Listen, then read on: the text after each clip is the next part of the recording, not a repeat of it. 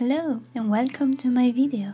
Join me in the process of this landscape that I painted with gouache. It's my first time doing a voiceover and I wanted to try and see how it goes. Sorry, English is not my first language, but I hope you can understand me, and I'm sorry for any mistakes or bad pronunciation.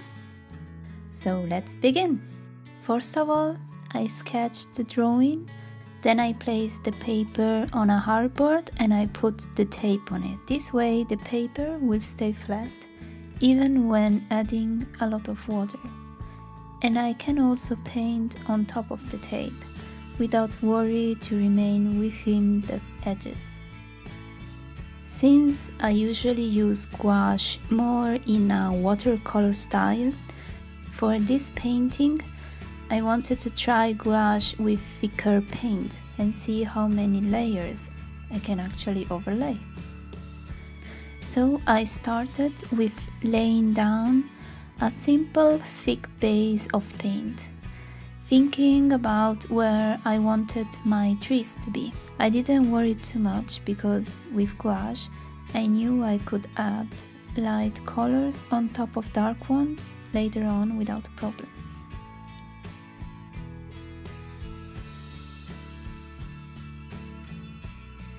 Then I basically started to work on the painting, adding more layers of colors and light and shadow on the trees.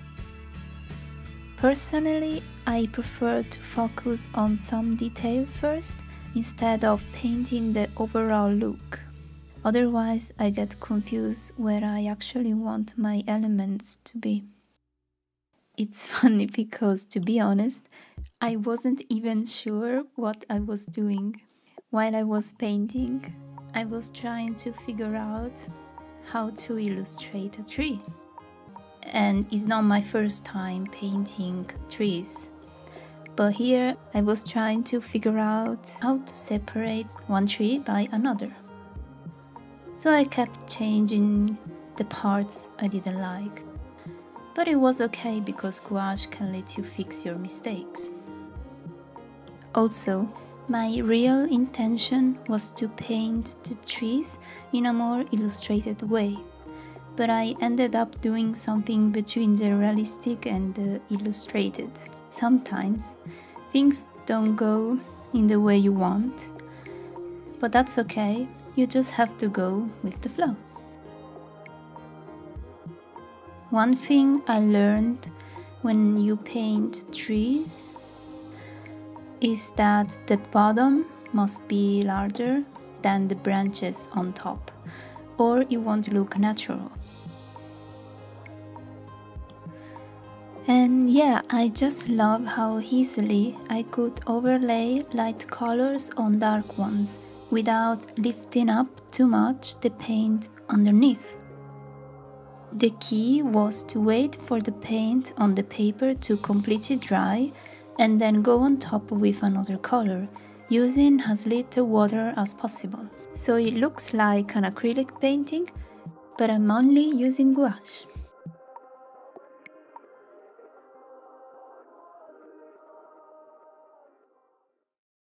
I was looking for the right brush for painting the leaves and the tree trunk.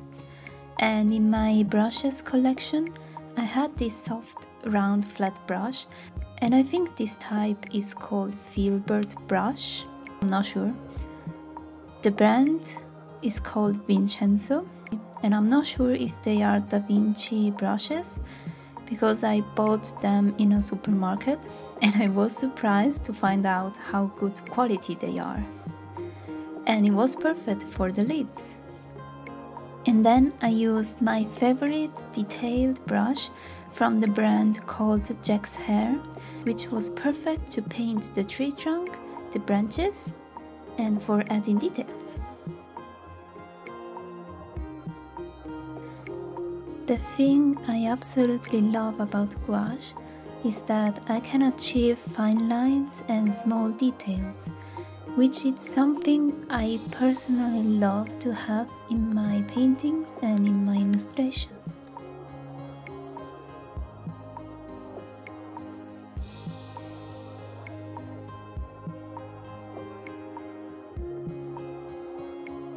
At the beginning, for the background, I just wanted to paint the sky, but then somehow I thought, why not add in a waterfall, so it gives a more jungle vibes to the painting.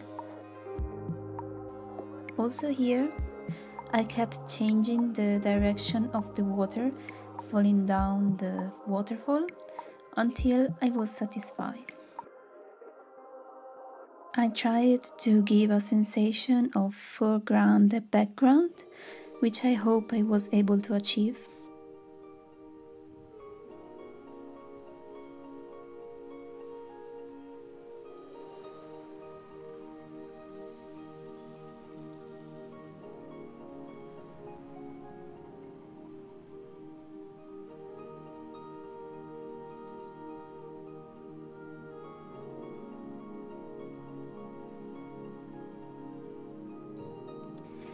I added the final touch, the final details. I added a little blue for the shadow.